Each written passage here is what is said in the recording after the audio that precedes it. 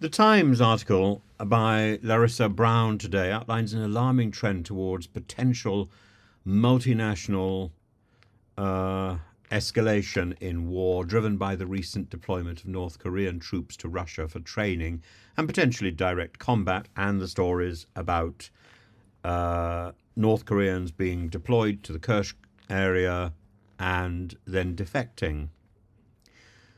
This cooperation reveals a burgeoning anti-Russian alliance dubbed the Axis of Aggression by Western officials, comprising North Korea, Russia, Iran, China, and their unified front, noted for its willingness to exchange military support or even personnel, represents a fracture in the international rules-based system. And this North Korean dispatch, unprecedented in its visibility, sets a new stage.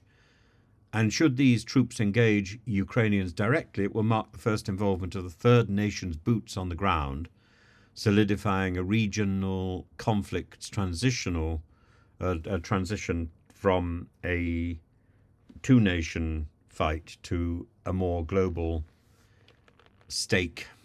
And the implications for South Korea and the West are profound. South Korea's response is contemplative, potentially reconsidering its restrictive arms policies to arm Ukraine, and meanwhile the North Korean-Russian pact could lead to a technology for troops exchange, enhancing Pyongyang's nuclear and missile programs as South Korea's president calls the deployment a global security threat.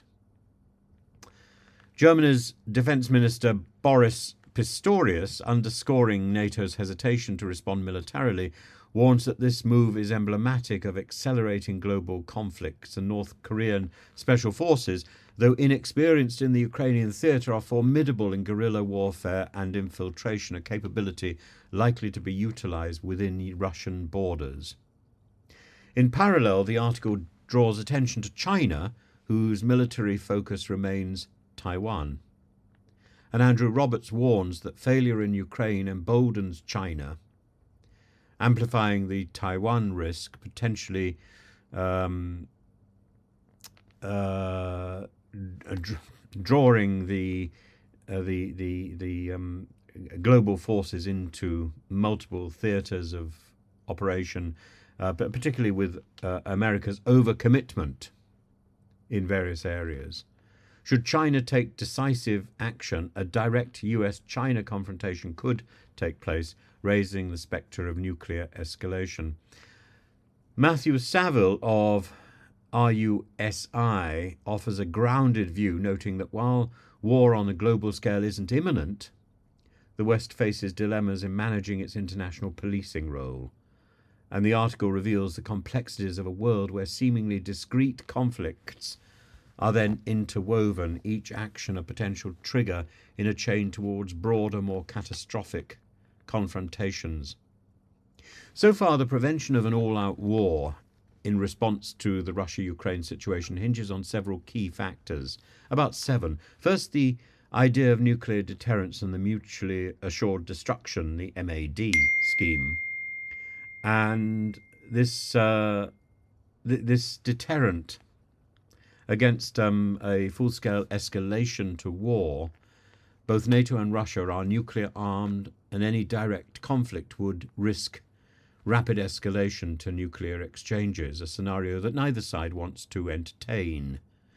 Secondly, the economic interdependence, and the global economies are highly interconnected today, with European and American reliance on critical goods and energy from countries like Russia and China. And an all-out war could trigger massive economic consequences worldwide, from energy shortages to disrupted supply chains, making it mutually disadvantageous for major powers to engage in direct confrontation.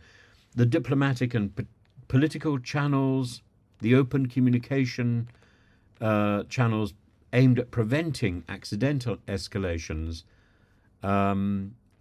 both the United States and Russia, as well as their allies, regularly engage in behind-the-scenes diplomacy. And there are talks today about the possibility that Trump is in regular communication with President Putin, which Putin denies, but the likelihood is that it is going on. The strategic ambiguity by NATO's approach to support Ukraine defensively through arms, intelligence, economic aid, while refraining from direct military intervention. By avoiding troop deployment in Ukraine, NATO maintains a degree of distance from the conflict and therefore hopes to stop any escalation. The internal public opinion and the war fatigue on both sides, on the Russian side and on the side of the West, political leaders are sensitive to public sentiment, which can act as a moderating force against aggressive moves towards conflict and could lead to conflict resolution rather than escalation. China, a major ally of Russia, benefits from a stable international environment and economic growth. And while China expresses support for Russia, it also urges restraint, and this is important. I think it's important that the West engages more fully with China. And while Western countries supply advanced weaponry to Ukraine, there are clear limits to its support, such as restrictions on its use of Western weapons to strike Russian territory, though this, of course, is now changed by the fact that Ukraine has developed its own ballistic missiles, and the controlled assistance is aimed at bolstering Ukraine's defenses without provoking Russian perceptions of direct NATO involvement in any form of aggressive actions within Russia. So taken together, these points might help to reassure that we are not spiraling into a global conflict, but certainly the Times article is worrying in its projection and in its